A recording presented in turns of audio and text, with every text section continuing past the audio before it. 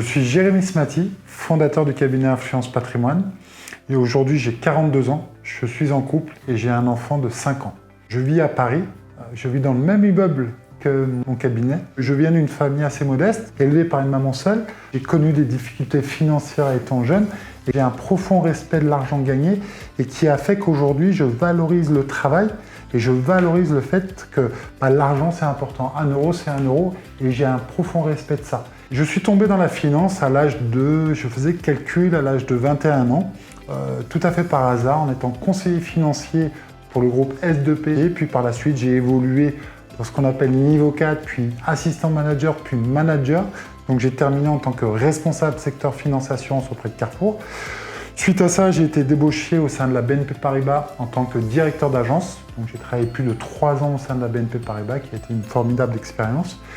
Par la suite, j'ai voulu gagner un peu plus en indépendance, donc j'ai rejoint un groupe d'assureurs où j'étais indépendant pendant plus de 3 ans.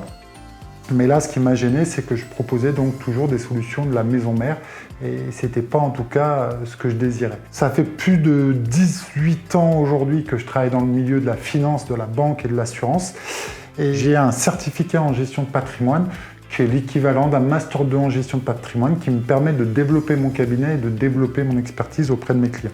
J'ai voulu créer mon cabinet pour plusieurs raisons. J'étais directeur d'agence au sein de la BNP Paribas. En 3 ans de BNP Paribas, j'ai fait 3 agences. Le lien de proximité que je souhaitais avec mes clients, c'était pas ça. Ensuite, j'ai rejoint un groupe en étant indépendant, un assureur très connu sur le marché qui s'appelle Groupama.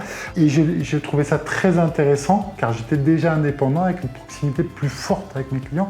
Cependant, je devais proposer les solutions de la maison.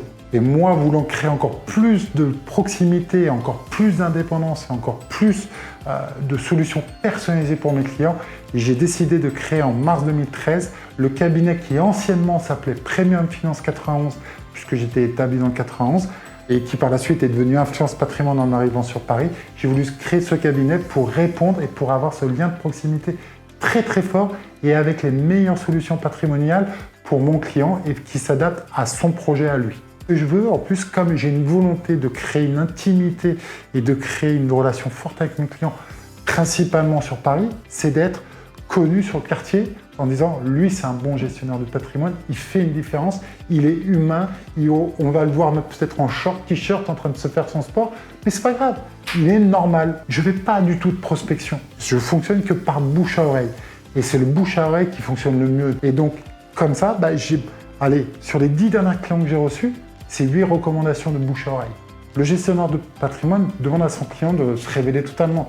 On va lui demander ses relevés de compte, on va lui demander ses avis d'imposition, on va lui demander ses placements, on va tout lui demander.